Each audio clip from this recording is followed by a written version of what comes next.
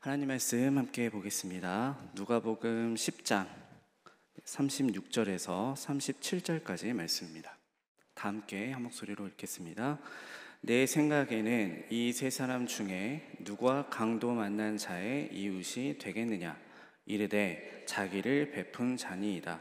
예수께서 이르시되 가서 너도 이와 같이 하라 하시니라. 기도드리겠습니다. 사랑의 하나님, 거룩한 존전에 모여 하나님께 예배를 드립니다. 예배를 흠양하여 주시고 선포되는 말씀 가운데 하나님의 은혜가 가득하게 하여 주옵소서.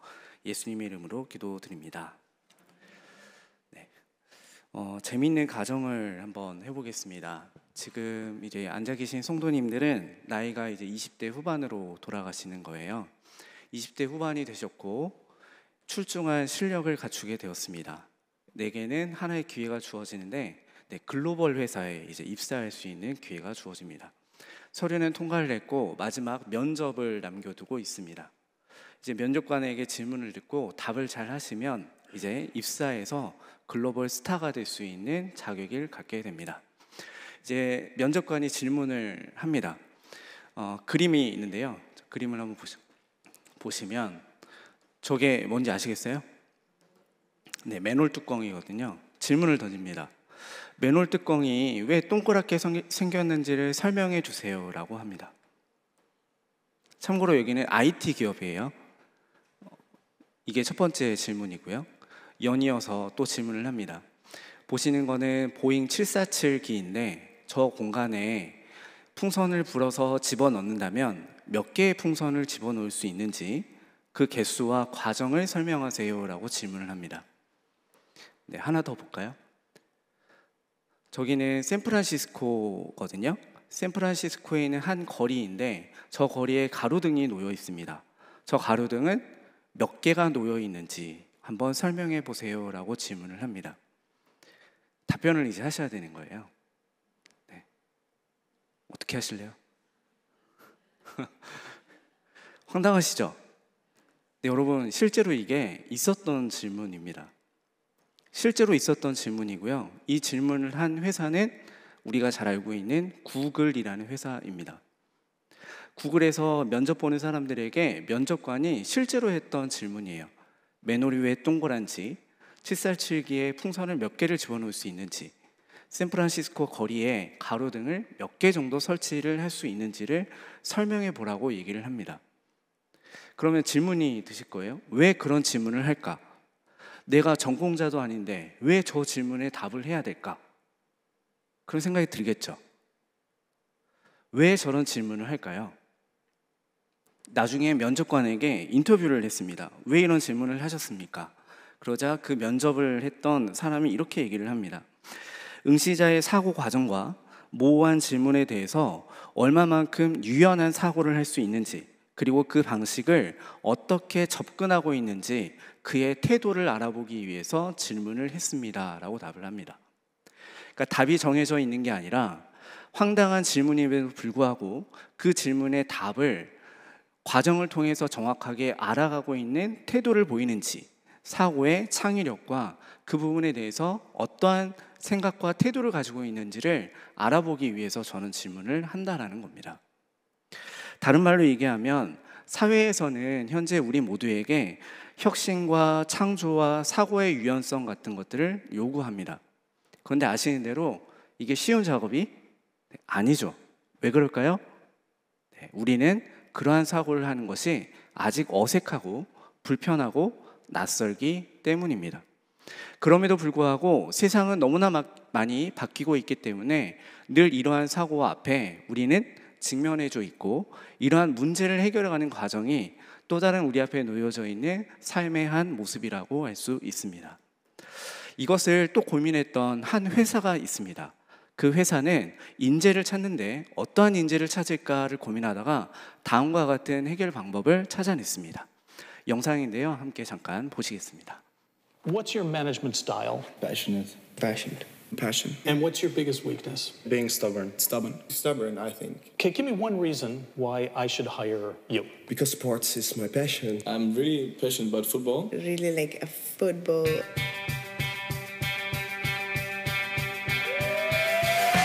When you are looking for a job for an interview, teeth are brushed. If you look good, you feel good.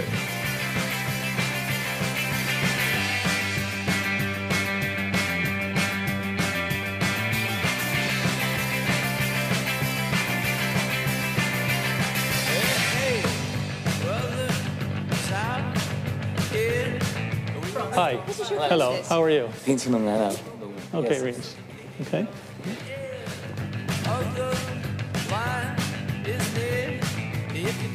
And so you liked it when we were walking hand in hand? It made me feel comfortable, yes. Oh, interesting. We'll see what happens. Yeah, well, thank you very much for your time, I suppose. Okay. Thank you very much. Yeah. All right. Okay. Thank you. Okay, Mr. bye. Ross, have a very nice weekend. Thank you.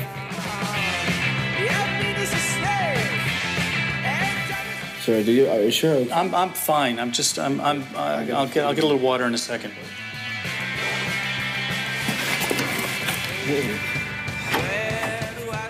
Okay, you say no?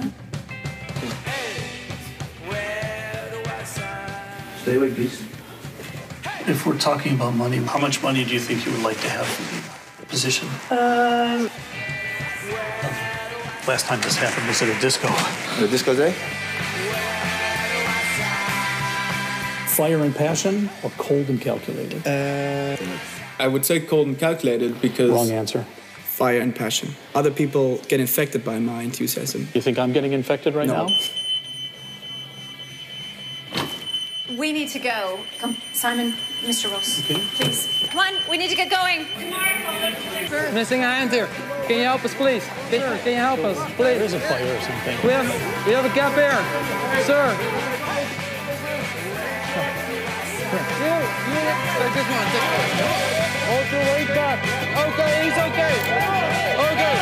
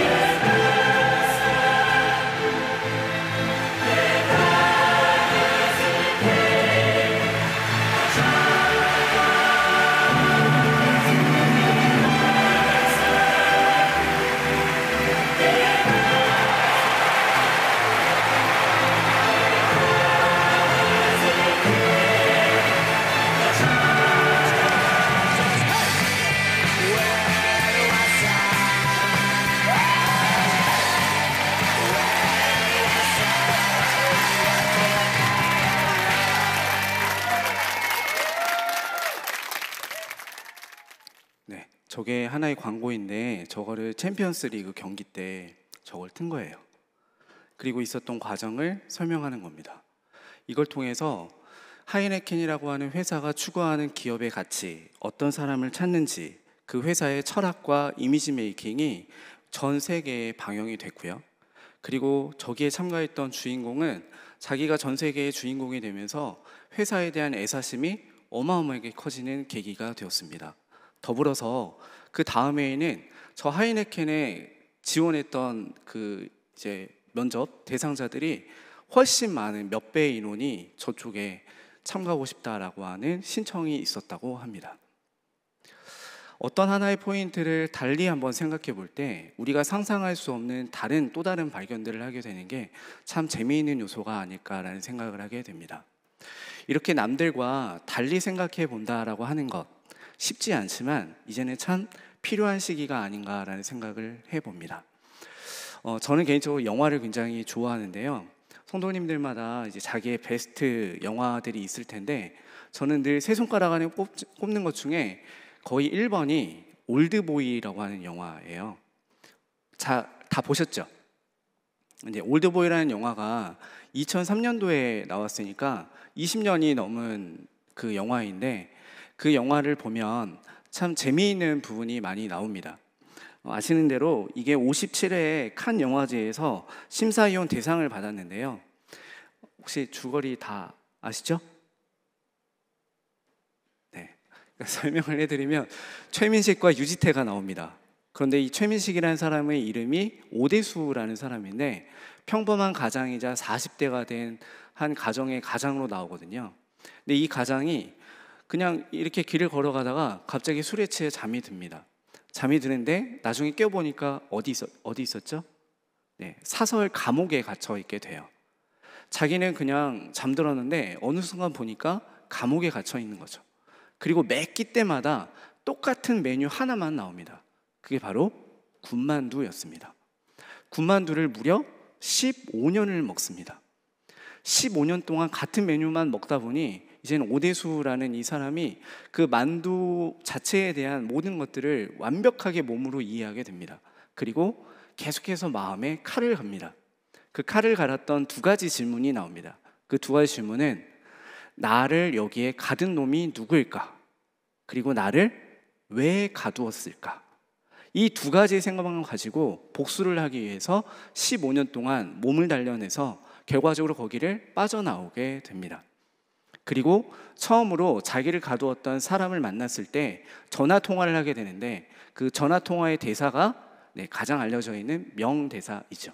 그 명대사는 누구냐 넌입니다. 누구냐 넌. 그 대사를 통해서 최민식이 자기가 겪어왔던 모든 울분을 그 대사 한마디에 토해놓습니다. 그 토해놓은 대사를 같은 관객들이 보면서 완전히 몰입하게 되고요. 나중에 유지태를 만났을 때 그가 다시 처참하게 무너지는 광경을 통해서 또 다른 삶의 페이소스 같은 고통과 희락을 같이 맛보는 경험을 하게 됩니다. 근데 제가 이 영화를 굉장히 최고의 영화라고 꼽는 이유는 그 최민식의 연기와 극본의 탄탄함 때문이 아닙니다. 오히려 말미에 유지태라고 하는 가뒀던 악마와 최민식이라고 하는 주인공이 만났을 때 유지태가 최민식에게 다음과 같은 얘기를 합니다. 너는 내게 늘 듣고 싶은 말, 너가 듣고 싶은 말만 들었어. 그러니 너는 늘 틀린 대답을 들을 수밖에 없었어. 너는 내게 왜 나를 가두었냐라고 물었어. 그런데 그 질문은 틀린 질문이라는 거예요. 너를 왜 가두었는지가 아니라 내가 너를 왜 풀어주었는지부터 너는 생각해야 했어 라고 합니다.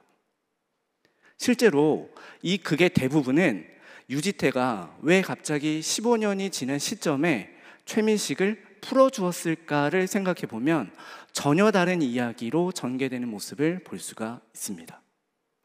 하나의 영화 안에 큰 메인스트림이 있지만 그 안에 숨겨져 있는 다른 이면을 통해서 그 극중 인물들의 마음과 상태를 충분히 이해할 수 있다라는 얘기입니다. 이게 그 영화가 갖고 있는 또 다른 매력이라고 할 수 있습니다. 우리는 이처럼 우리가 접하게 되는 삶의 문제들을 하나하나 해결해 가는 것이 삶의 경쟁력이라고 생각합니다. 그래서 문제를 해결하는 능력을 우리들은 늘 요구받고 있습니다. 그런데 때로는 정말로 필요한 건 문제를 해결하는 능력보단 문제를 달리 인식해 볼 수 있는가, 그 인식의 능력이 얼마나 중요한지를 우리가 다시 한번 생각해 보게 됩니다.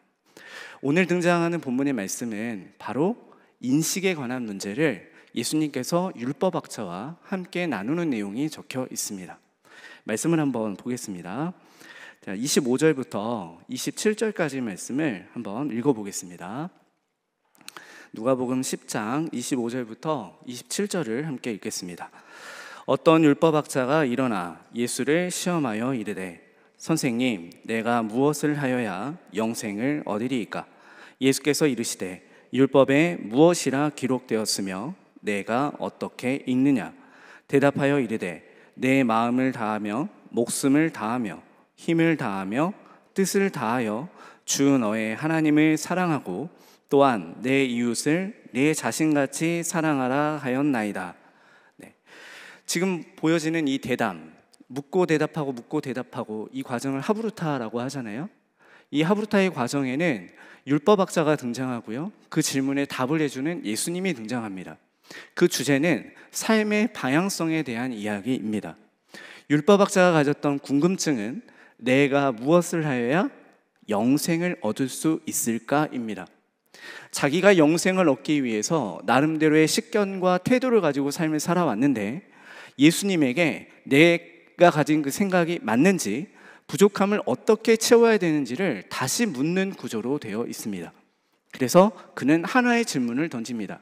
예수님, 도대체 내가 무엇을 하여야 영생을 얻을 수 있겠습니까?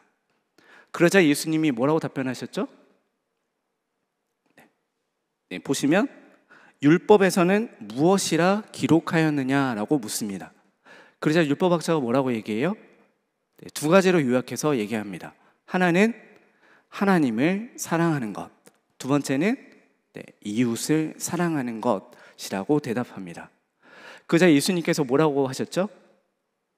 내 대답이 옳도다라고 합니다. 율법학자가 대답했던 그 대답은 예수님 보기에 완벽한 대답이었습니다. 왜 그럴까요? 우리가 알고 있는 십계명을 정확하게 요약한 것이기 때문입니다.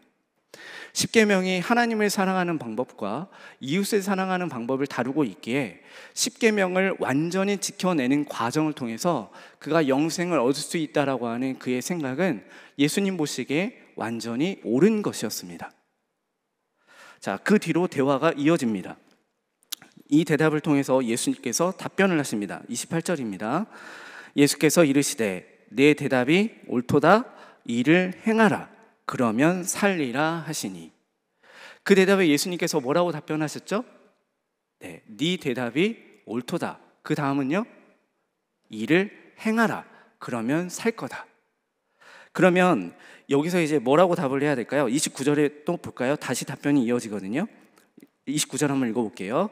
그 사람이 자기를 옳게 보이려고 예수께 여짜오되 그러면 내 이웃이 누구니까? 네, 옳도다 행하라라고 했죠? 그죠?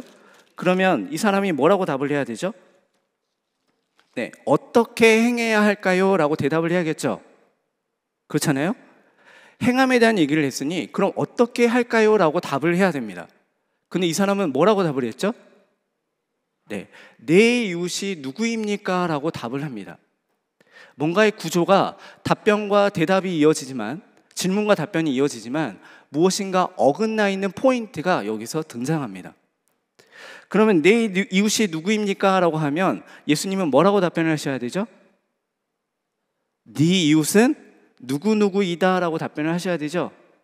근데 예수님 뭐라고 답변을 하셨을까요? 36절을 한번 읽어보겠습니다. 내 생각에는 이 세 사람 중에 누가 강도 만난 자의 이웃이 되겠느냐? 그럼 예수님 뭐라고 답변을 하셔야 되죠? 내 이웃이 누구입니까? 라고 물었으니 네 이웃은 이런 사람이다 라고 답변을 하셔야 되죠. 근데 실제로 뭐라고 답변을 하신다고요? 누가 강도 만난 자의 이웃이 되겠느냐라고 답변하고 계세요. 뭔가 이상하죠? 그럼 여기서 어떤 생각이 드세요? 네, 두 가지 생각이 들어야죠. 첫 번째는 율법학자는 왜 그렇게 어긋난 질문을 했을까? 두 번째는요, 예수님은 또 왜 어긋난 답변을 하셨을까? 그렇죠? 이게 사실은 우리가 알고 있는 선한 사마리아 사건의 또 다른 삼겨져 있는 우리가 살펴봐야 될 주제라는 거예요. 우리는 자꾸 선한 사마리아에 나오는 그 예화를 통해서 정말로 선한 사마리아인처럼 살아야 되구나라는 생각을 하지만 그 선한 사마리아를 구성하고 있는 대부분의 내용에는 질문과 대답, 그리고 그 질문과 대답 속에 어긋나 있는 무언가의 포인트, 그 포인트가 왜 이렇게 구성되어 있는가에 대한 부분이 우리에게는 다시 한번 살펴봐야 될 성경적인 요소라는 겁니다. 자, 먼저요, 그럼 율법학자는 왜 이와 같은 질문과 이와 같은 답변을 했을까요? 네, 그 구절의 핵심이 29절에 있습니다. 29절을 다시 한번 읽어보겠습니다. 그 사람이 자기를 옳게 보이려고 예수께 여짜오되 그러면 내 이웃이 누구니까? 이 사람이 내 이웃이 누구이니까? 라고 묻는 질문에는 답변을 하기 위해서일까요? 아니면 다른 속내였을까요? 네, 다른 속내였다라고 합니다. 그 다른 속내는 자기를 옳게 보이기 위함입니다. 자기를 옳게 보이기 위함이라는 말은 어떤 의미일까요? 내가 옳다라는 것을 누구를 통해서 인정받고 싶은 거예요? 예수님을 통해서 인정받고 싶은 거예요. 실제로는 너가 정말로 이웃된 삶을 살았구나, 너는 옳은 사람이구나 라는 대답을 받기를 원했던 거죠. 그래서 완벽한 대답을 했으니 완벽한 칭찬을 얻어 나는 영생할 수 있는 자가 되었다라고 하는 자기의 확신과 만족감을 갖기 위해서 그 사람은 이렇게 질문을 했던 거예요. 근데 그 마음을 간파했던 예수님은 그가 그렇게 인식되는 것이 옳지 않은 것이기에 그에게 올바른 생각을 깨우쳐 주시고자 올바른 대답이 아닌 그 사람에게 필요한 예화를 꺼내게 되었다라는 겁니다. 그 대화는 다음과 같이 이어집니다. 세 부류의 사람이 등장하죠.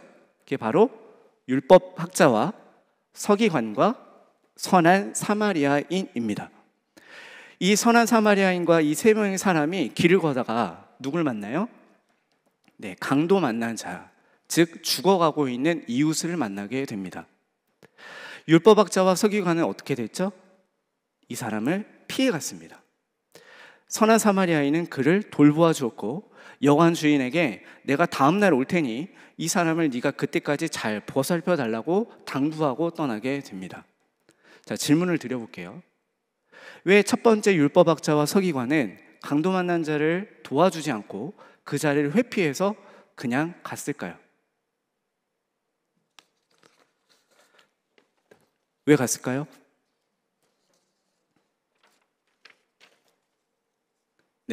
몇 가지, 이거는 추정이니까 여러 가지 상황을 얘기해 볼 수 있는데요. 첫째는 바빠서라고 할 수 있겠죠? 바빴어요. 왜요? 그 사람을 다 해주기에는 그의 여건이 허락하지 않을 수 있습니다. 그러니 무엇인가의 다른 것을 지키기 위해선 그 자리를 빨리 회피하는 게 낫겠다라는 생각을 할 수도 있습니다. 근데 율법의 관점에서 한번 생각해 볼 필요가 있어요. 죽어가는 사람이에요. 죽은 건가요? 살아있는 건가요? 아직 살아있죠. 그런데 이 사람이 만일에 죽게 되면 어떻게 될까요? 시체가 되겠죠. 시체가 되면 어떻게 돼요? 율법에 의하면 시체를 만지면 어떻게 될까요? 부정한 자가 됩니다. 시체를 만지면 부정한 자가 됩니다. 아직 부정한 자가 될지 안 될지는 모릅니다. 가능성이에요. 다만 이 사람이 살렸으면 그것은 아주 좋은 구호 활동이 되지만 반대로 이 강도 만난 자가 죽어버렸고 그 제사장과 율법학자가 이 사람을 만지게 되면 율법적으로 보면 그는 부정한 자가 됩니다. 그리고 일정한 기한이 지나면 다시 스스로의 몸을 정하기 위해서 제사장을 찾아가야 합니다. 그에게는 그 마음 안에 율법적 사고가 자기에게 다가왔을 때 먼저 그를 도우려 하는 생각보다는 어떤 마음이 들어요? 그 율법에 의해서 이 사람과의 나의 사이에 장애물이 생긴 것을 인식하게 됩니다. 그러한 인식을 하게 되는 순간 그 사람을 도울 수 있을까요? 없을까요? 없죠. 도울 수가 없습니다. 그러니 실제로 할 수가 없었던 겁니다. 그런데 반대로 선한 사마리아인은 왜 그 사람을 도왔을까요? 단 하나입니다. 내가 돕지 않으면 죽을 수 있기 때문입니다. 그래서 선한 사마리아인은 뒤를 돌아보지 않고 자기가 할 수 있는 만큼의 구호 활동을 합니다. 일단은 응급조치를 하고요. 응급조치하는 동안 충분한 시간을 확보할 수 없기 때문에 그걸 할 수 있도록 여관 주인을 불러다가 도와달라고 부탁을 합니다. 1차적인 행동에서 끝내지 않고 내가 다음 날 다시 찾아올 테니 그때까지 이 활동을 위해서 필요한 여비를 이렇게 쓰세요라고 권합니다. 그의 활동은 그가 할 수 있는 만큼의 최선의 행동이었습니다. 그 사람이 부정한가 부정하지 않은가 보다 내가 그 사람을 얼마만큼 도울 수 있는가, 그리고 그 사람은 내게 얼마만큼 도움이 필요한가의 관점에서 그는 머리가 아닌 행동으로 구호 활동을 보여주었던 겁니다. 그리고 이 활동을 통해서 예수님이 또 다른 질문을 던지시는 거예요. 자, 36절의 말씀을 다시 한번 읽어보겠습니다. 함께 읽겠습니다. 내 생각에는 이 세 사람 중에 누가 강도 만난 자의 이웃이 되겠느냐? 그러니 얘기를 하시는 거죠. 이 통해서 예수님이 하신 질문은 누가 강도 만난 자의 이웃이 되겠느냐? 이 얘기를 듣자 율법학자가 비로소 바른 대답을 합니다. 자, 37절의 말씀을 다시 읽겠습니다. 이르되 자비를 베푼 자니이다. 예수께서 이르시되 가서 너도 이와 같이 하라 하시니라. 네, 자비를 베푼 자입니다. 그렇구나. 이제는 네가 완전히 알았으니 그 다음에 뭘 하라고요? 가서 너도 이와 같이 하라. 우리가 이 말씀을 통해서 실제로 우리가 얼마나 율법이라는 가치를 지키고 있지만 그 율법이 내게는 얼마나 또 다른 장벽을 만드는가를 보게 됩니다. 이 율법이라는 것은 요즘 우리로 얘기하면 내가 가지고 있는 나 자신의 가치관에 갇히는 순간 우리는 누군가를 완전히 이해하는 것은 사실 불가능하게 됩니다. 내가 다른 사람의 모습을 보고 그 사람의 입장에서 생각을 해보면 오히려 다른 인식의 과정을 통해서 해결점이 만들어질 수 있지만 내가 가진 인식과 나의 해결 과제의 능력, 그동안의 삶의 경험을 토대로 일을 하다 보면 늘 해왔던 방식대로의 삶으로 모습들을 대면하게 된다라는 거죠. 결국 오늘의 말씀은 문제를 해결하는 능력보다 그 문제를 달리 인식하는 능력이 얼마나 중요한지를 보여주고 있다라고 할 수 있습니다. 요한복음 8장을 보면 가늠한 여인 이야기가 나오죠. 아시는 대로 가늠한 여인이 현장 중에서 간음을 하다가 사람들에게 잡혀서 옵니다. 그리고 율법학자가 예수님께 묻습니다.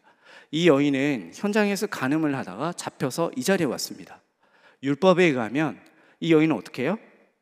돌로 쳐서 죽이라 하였습니다.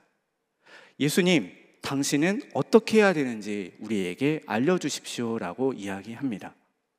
이게 바로 율법에 의해서 이웃을 대하는 그들의 사고관과 태도였습니다. 예수님은 여기서 딜레마에 빠지시죠? 왜요?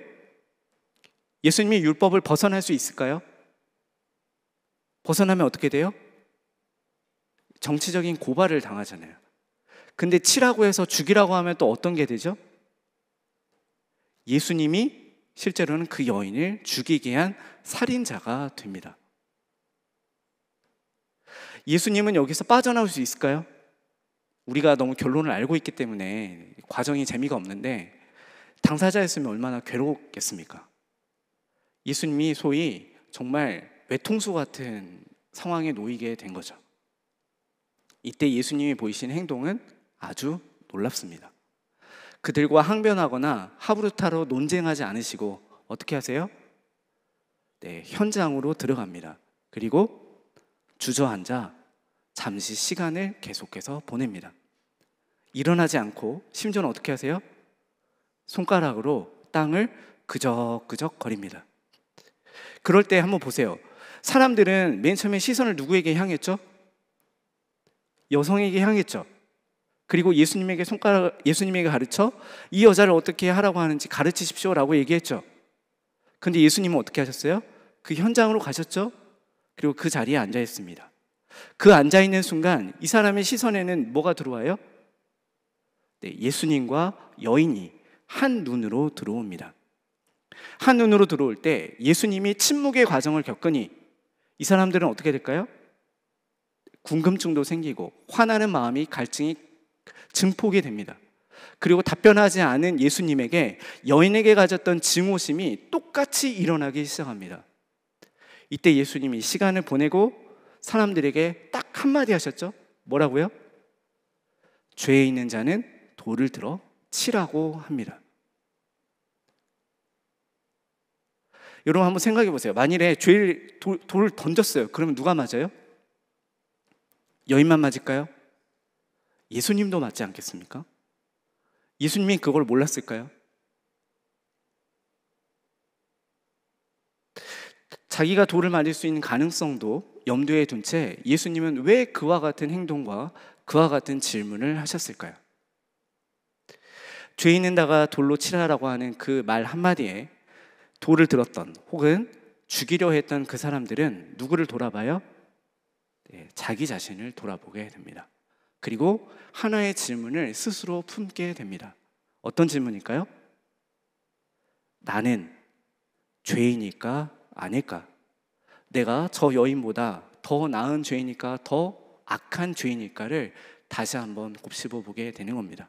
그리고 내가 저 여인을 돌로 들어 던질 만한 용기도 고난도 권리도 없다라는 사실을 발견하고 부끄러워 그 자리를 떠나게 됩니다. 문제를 해결하는 능력은 저 사람을 죽이려고 하는 행동을 통한 해결에 대한 능력이 아니라 그 문제를 어떻게 인식하고 있느냐의 문제가 훨씬 더 중요하다라는 사실입니다. 예수님이 보여준 행동을 통해서 이 여인에겐 죽음이 아닌 새로운 희망의 길이 열리게 됩니다. 이게 바로 예수님이 여인에게 주셨던 문제 해결 과정입니다. 자, 말씀을 정리하겠습니다. 오늘의 본문 속에서 등장하는 예수님과 율법학자의 대담은 세 가지의 질문으로 구성되어 있습니다. 첫 번째 질문은 28절에 나오는 질문인데요. 예수님이 말씀하시는 내용입니다. 이를 행하라. 그리하면 살리라. 다시요. 이를 행하라. 그리하면 살리라. 이 말은 율법의 정신을 설명한 율법학자에게 정말로 필요한 삶의 방향성이 무엇인지를 깨닫게 하시는 내용입니다. 머리가 아닌 행동으로, 삶으로 보여야 된다는 것을 방향성을 깨닫게 하신 내용입니다.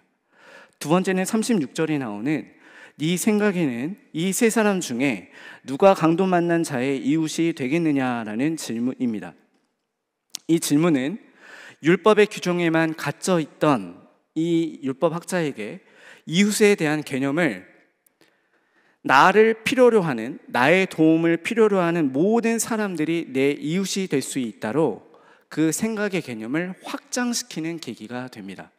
즉, 율법에 규정한 사람들이 내 이웃이다가 아니라 나를 필요로 하는 모든 사람들이 나의 이웃이 될 수 있다라고 하는 인식의 전환을 가져다 준다라는 겁니다. 자, 세 번째는 37절에 가서 나오는 가서 너도 이와 같이 하라라는 내용입니다. 이 말씀은 하나님의 사랑은 무엇으로 완성된다고요? 이와 같이 하는 것, 머리가 아닌 행동. 행동은 삶으로 이어지는 그 과정 안에서 비로소 하나님의 사랑과 이웃의 사랑이 완성된다라고 하는 예수님의 가르침입니다. 우리가 오늘 말씀처럼 때로는 내게 고난이 찾아올 때 이 문제를 어떻게 해결하지? 어떻게 이겨내야 될까를 늘 고민하는 게 우리의 고민이고, 그 문제를 해결하기 위해서 우리가 기도를 하고 예배를 드리는 모습들이 우리의 일상적인 모습이기도 합니다. 그런데 때로는 내가 과연 이 문제를 어떻게 인식하고 있는가를 다시 한번 살펴보는 계기가 되었으면 좋겠습니다. 내가 과연 이렇게 이 과정을 온전히 잘 이해하고 있을까? 내가 다른 방법으로는 이 문제를 어떻게 이해해야 될까라고 곱씹어 볼 필요가 있다라는 거죠. 더 본질적으로 우리는 머릿속에 하나의 질문을 담았으면 좋겠습니다. 그 질문은 바로 예수님이라면 일을 어떻게 하실까입니다. 예수님이라면 일을 어떻게 하실까? 이것을 우리가 고민하다 보면 지금보다는 조금 더 나은 신앙인의 삶을 살아낼 수 있는 우리 모두가 되지 않을까라는 생각을 하게 됩니다. 질문을 통해서 우리 삶의 과정을 탔고 올바른 질문을 통하여 하나님의 참된 방법을 알아가는 저와 성도님들이 되기를 주님의 이름으로 간절히 축원합니다. 기도하겠습니다. 사랑의 하나님, 말씀을 통해서 우리의 삶을 바라봅니다. 내게 늘 산적해져 있는 문제들을 보면서 이 문제를 늘 어떻게 해결해야 되는가를 고민하고 그 문제를 해결해 달라고 주님께 때로는 떼를 쓰고 늘 주님께 기도하며 살아가는 우리의 모습이 아닐까라는 생각을 합니다. 하나님, 과연 내가 이 문제를 온전히 잘 이해하고 있는지 이 시간 다시 한번 생각해보는 우리가 되게 하시고 하나님의 방법으로 온전히 하나님의 뜻대로 머리가 아닌 가슴으로, 가슴이 아닌 행동으로, 이례적인 행동이 아닌 삶으로 이를 이루어내는 주님의 자녀가 되도록 인도하여 주옵소서. 이제는 우리 주 예수 그리스도의 은혜와 하나님의 사랑하심과 성령의 교통하심이 말씀을 통해 나의 삶을 비춰보고 주님께서 주시는 말씀 따라 깨달으며 깨달은 말을 삶 속에서 실천하며 살아가리라 다짐하는 우리 사랑하는 의림교회 성도님들과 회복되어야 될 이 나라와 이 땅 가운데 지금부터 영원까지 늘 함께 하시기를 간절히 축원하옵나이다. 아멘.